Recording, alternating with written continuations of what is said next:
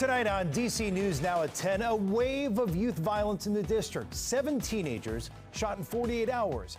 One group of activists working to find solutions. To share how they plan to help save lives in a live report. Plus, activists arrested in Maryland after shutting down traffic in the middle of the morning commute. Their message to the White House tonight. Also,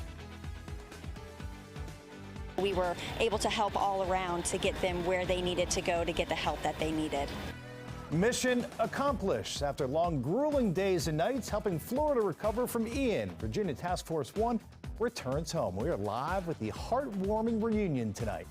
Man, you gotta love all those smiles, and hopefully the weather is making you smile. Ton of sunshine, temperatures in the 70s, and I can give you another 2 days of that. We'll look at that forecast coming up. And we begin with breaking news tonight. Thanks for joining us for DC News Now at 10 on DCW 50. I'm Chris Flanagan. And I'm Tasmeen Mahfouz. And breaking out of Southeast DC, a fire erupts at a 2-story apartment right near Suitland Parkway. Our cameras were rolling as crews responded to the building on Irving Street and 24th Place. The fire broke out around 6:30 in the building's basement. We're told no one was hurt and that the cause is still under investigation. And tonight, death and destruction as Central America picks up pieces from Hurricane Julia. Julia is now a tropical depression, but the system, it is intense. Take a look. The video shows floodwaters raging down, causing landslides in parts of Guatemala. At least 19 people have been reportedly died there. It originally made landfall in Nicaragua Sunday as a Category 1 hurricane. The storm has since moved on through other countries, including El Salvador. New footage shows authorities rescuing families as they wade in floodwater and cling onto trees. Meanwhile, the search for Hurricane Ian victims in Southwest Florida is over. Officials are shifting their focus to long-term recovery. The storm is blamed for more than 100 deaths, the majority in Southwest Florida. It marks the 3rd deadliest storm to hit the U.S. mainland in this century, right behind Hurricane Katrina, which killed about 1,400 people, and Hurricane Sandy, which killed 233. And back at home, the Virginia Task Force 1 team returned from their mission in Florida today. And the team of firefighters and paramedics from Fairfax County, including civilians, including physicians and engineers, they spent more than 2 weeks helping in the aftermath of Hurricane Ian. Their families welcomed back their loved ones for a heartwarming homecoming in Chantilly today. Northern Virginia Bureau reporter Max Marcillo was there for the task force's return. Yeah, and he joins us live tonight. Max, this story is about more than just the happy reunions. Well, it was a really happy reunion, but it wouldn't have happened unless the past 2 weeks were as tough and challenging as they were for the members of the Virginia Task Force 1. They say, look, you know that it takes some physical strength to do some of the tasks for the hurricane recovery, but what you might not expect is the emotional and mental toll it takes and the strength in those realms it takes these task force members when they went down to Florida, and that's why that reunion was so special. A moment more than 2 weeks in the making. As members of Virginia Task Force 1 returned home in heartwarming style. Hugs from every member of their family. These sweet moments are a stark contrast to a difficult 15 days for the men and women of the unit that made the trip from Fairfax County to hurricane-struck Florida. It was heartbreaking. I've been deployed several times with the task force, and that was the worst that I've seen domestically. These photos shared by the team throughout the trip show the challenges of the recovery efforts. Captain Jennifer Heiner described what she did on the mission. We were doing assessments on homes, assisting the residents if they need help getting to a hospital, getting to a shelter. Then there were search and rescue missions looking for survivors as the death toll from Ian reached triple digits. So we're searching for anything, especially as survivors, meeting with a lot of residents, making sure, coordinating with them, making sure that their neighbors have evacuated the area too. Captain Rob Clemens shared stories of his efforts in front of his children, Maggie and Ben. He detailed the story of a woman who moved to Florida last year and lost everything, and told of the perspective the trip gave him. Being back, you hold them a little bit tighter, and you appreciate them a little bit more. So those are one of those things when you're gone for so long. As his kids now look at him in a new light. It was sad when he had to go, but it was happy when he came back and saved many lives. Now, for as sweet as that moment was, we got a chance to ask Maggie, the 8-year-old you just heard from, what she's most looking forward to now that her dad is back in Northern Virginia. And she gave a little smirk and said, pranking him. So, Dad, be on the lookout. Live from Chantilly, Max Marcilla, DC News Now. She was adorable, and what a great reunion tonight. Meanwhile, Maryland's Task Force 1 will return home tomorrow evening. 45 members left Florida this morning. They're now making their way back here. They're expected to arrive in Rockville, Maryland by caravan again tomorrow. So thanks for all the work that both teams have done down there in Florida. Such incredible work indeed.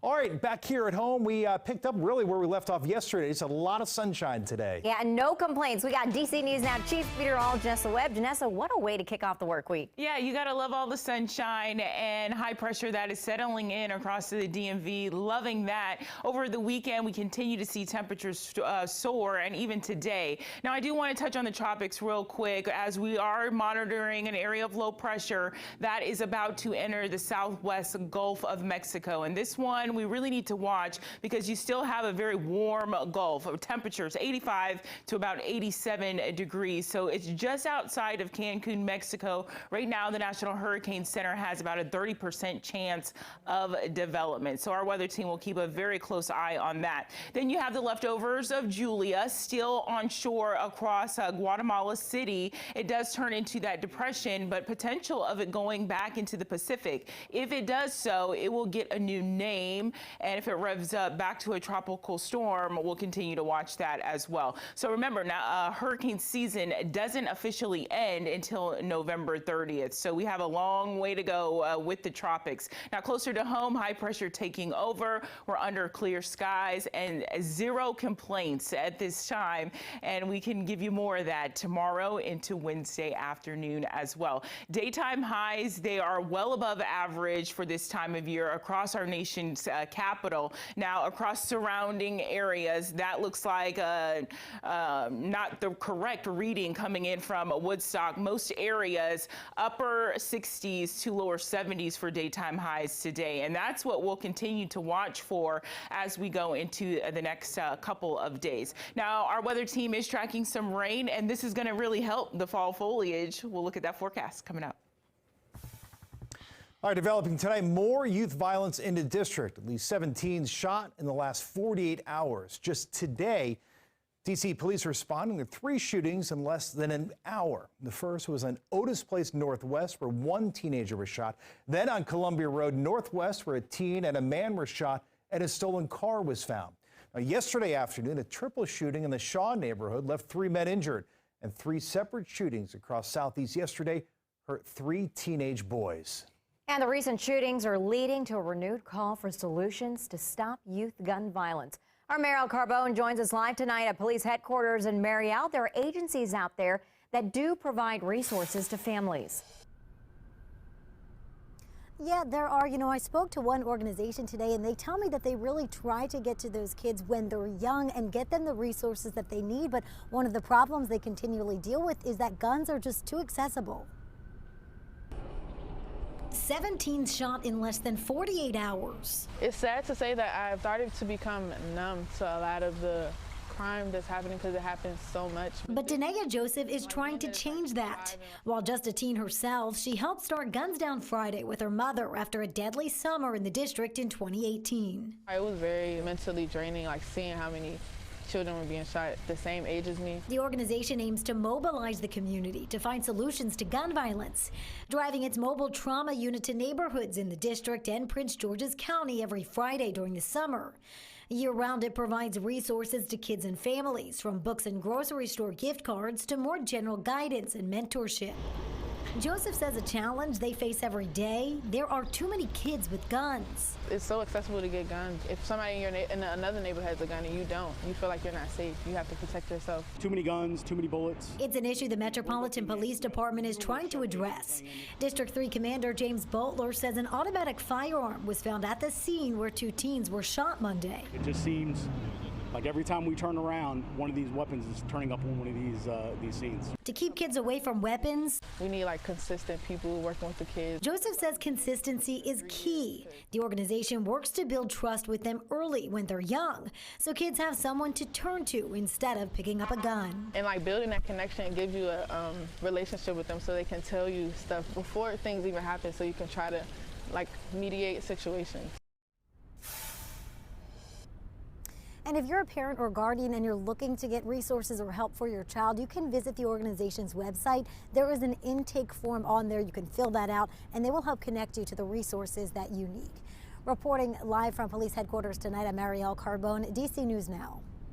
And in Montgomery County, 7 climate change protesters were arrested after they shut down a portion of 495 today. Our Cheyenne Corin spoke with some of the organizers outside the detention center as they wait for their fellow protesters to be released. President Biden, please declare emergency and take care of this. The disruption that we did here, an hour maybe maximum, but the disruption that is coming to us all with the climate crisis is going to be far, far worse. Monday afternoon, protesters sporting yellow vests blocked all lanes of the inner loop, demanding that President Biden declare a climate emergency. We are facing a situation where we're probably going to see more suffering in the world than has ever been seen in human history because of climate change. I don't want to go to jail. No, none of us want to go to jail. No, we also were here at the detention center when this same group blocked the Beltway's inner loop back on July 4th. No, then 13 protesters were arrested, and this time 7. And I'm just here to make sure you guys are safe and nobody gets hurt and the traffic and everybody back here is safe and gets to where they need to go. We called the 911 number before we went out on the street this time, and we usually do it, and we told them that we were going to do it, so please reroute emergency vehicles. When emergency vehicles show up, we move, we let them through. The demonstration this time coming on Indigenous Peoples Day and calling on President Biden to stop all fossil fuel extraction and new fossil fuel infrastructure on federal and indigenous land. And if you can expect more disruptions on the highway, we're going to keep on going until we get our demands met. Reporting in Montgomery County, Maryland, I'm Cheyenne Corin for DC News Now.